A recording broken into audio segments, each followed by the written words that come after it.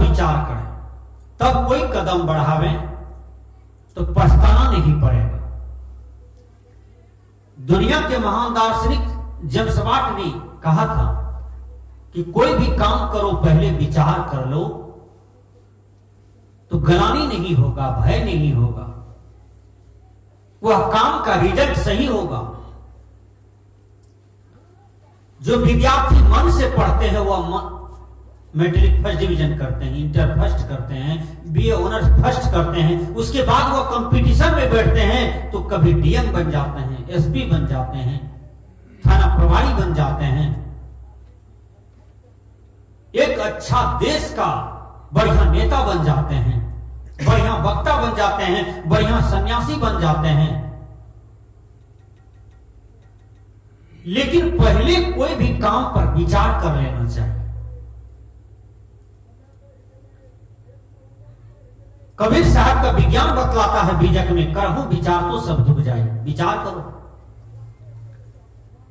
जमीन भरना लगाते हो, गहना जेवर भरना लगाते हो, लेकिन विचार को सुधरना मत लगाओ, ये गुरुवर कबीर कहते हैं। आज परिवार में प्रेम नहीं है, देखिए प्रेम कहां चला गया।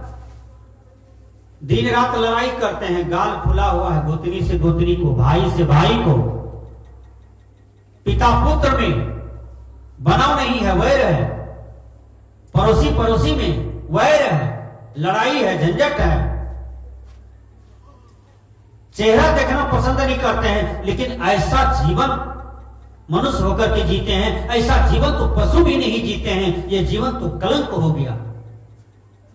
प्रेम का जीवन जिए।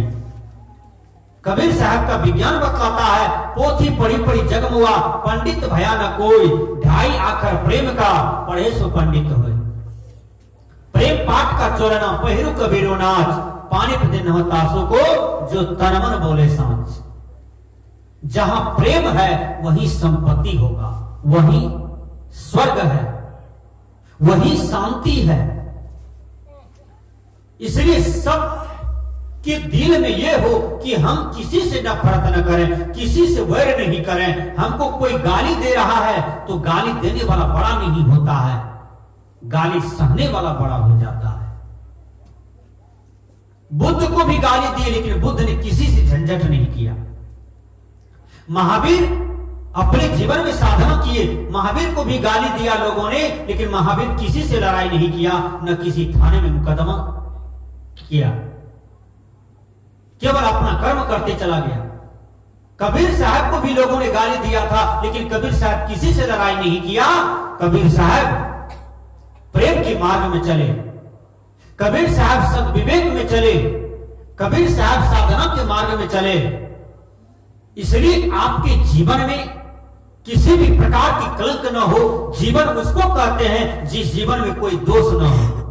शंकराचार्य के दर्शन बतलाता है, किंग जीवनम दोष विवर्जितम यत्, जिसके जीवन में कोई दोष न हो उसी को जीवन कहते हैं।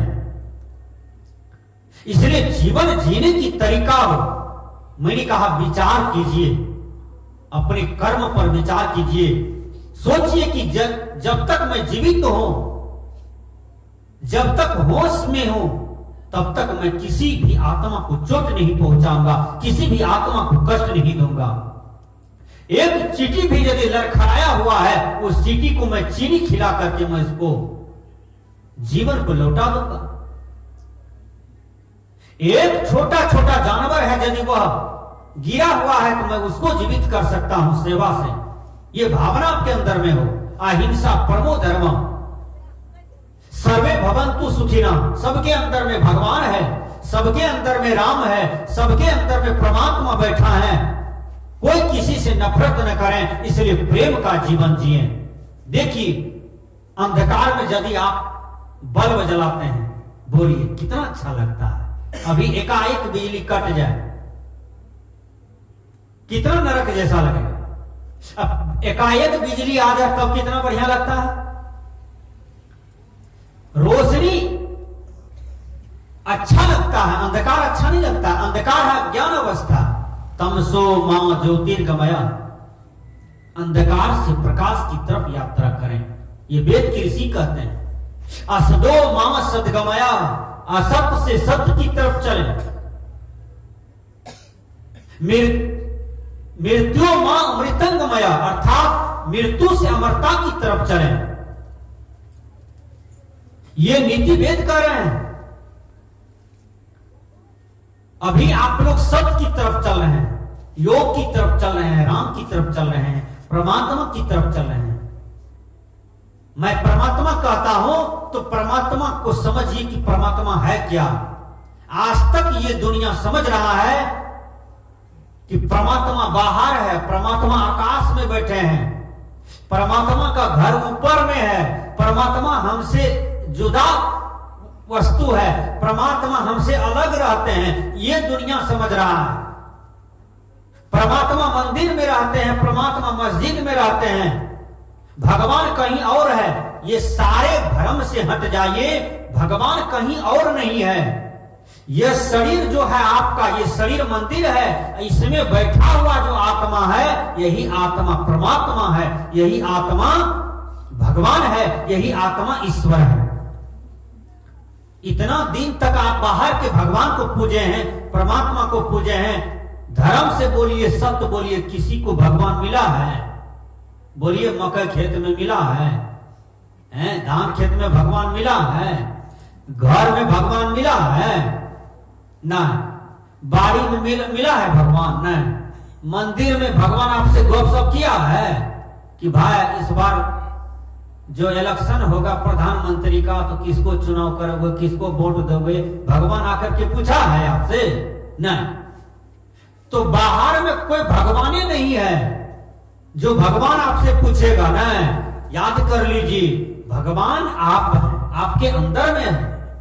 कबीर साहब जी कहते हैं, हृदय बसे ते ही राम न जान। एक बात सुन लीजिए, जब प्रहलाद से पूछा कि बोलो बेटा तुम्हारा भगवान कहां है, तो प्रहलाद ने क्या जवाब दिया? पिताजी हम में, आप में, ये प्रजा में। देखिएगा आप कहानी में है, कहा अरे इस प्रजा में भी भगवान है, हम में भगवान है, तुम में भगवान है। कहा खम्मा में भी भगवान है। खम्मा की तरफ किसने इशारा किया? पंडित जी। तो मारा, गदा चुरचुर कर दिया, नरसिंह जी निकले उसमें से। नरसिंह जी आए और हिरण्यकश्यप का वध कर दिया। तो खम्मा में जो भगवान की बात है वो पंडित का देन है। वहां कबीर विज्ञान बड़े बड़े दार्शनिक वहां फेल हो जाते हैं कि खम्मा में भगवान नहीं हो सकता है, ये खुट्टा है, इसमें भगवान कैसे? ये तो जड़ है। जड़ चेतन का बोध जिस आदमी के अंदर में हो जाएगा वो आदमी भगवान की रीने भटकेगा। वो आदमी समझ जाएगा चेतन आत्मा ही सब कुछ है, ये किसी का अंश नहीं है। यह आत्मा जो है पूर्ण है, यह आत्मा अमर है, यह आत्मा अजर है।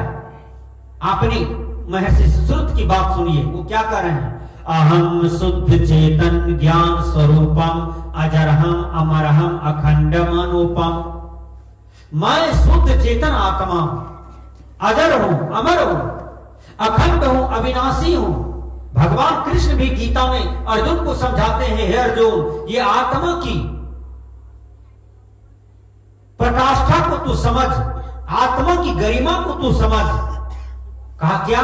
कहा नैनम छिंदंती शस्त्राणी नैनम दहती पावका न चरम कल दिद्यांता पूर्ण सोष्यति मारुता। हे अर्जुन, जब यह जीव विषय भोग को त्याग करके साधना करके पूर्ण हो जाता है तो यही जीव पीव हो जाता है, यही आत्मा परमात्मा हो जाता है। कबीर साहब ने कहा, क्या कहा? तेरा साईं तुझ में जाग सके तो जाग। ध्यान दीजिए शब्द पर कि परमात्मा तुम्हारे अंदर में बैठा है, जाग सके तो जाग। किसी अच्छे गुरु की शरण में जाओ, इसको जगा लो। तू वो दूर नहीं है हाजिर ते ही दूर दिखावो, दूर की बात निराशी। कहे कबीर सुनो भाई साधो, गुरु बिन भरम न जासी। गुरु के बिना यह खटका यह भरम मिट नहीं सकता है। इसलिए आपका परमात्मा आपका आत्मा है, आपका भगवान आपका आत्मा है, बाहर भटकने चीज नहीं है। मंदिर जाते हैं, कितना बढ़िया पवित्र करते हैं, मंदिर को धोते हैं, अगरबत्ती जलाते हैं, तब मिश्री रखते हैं, प्रणाम करते हैं।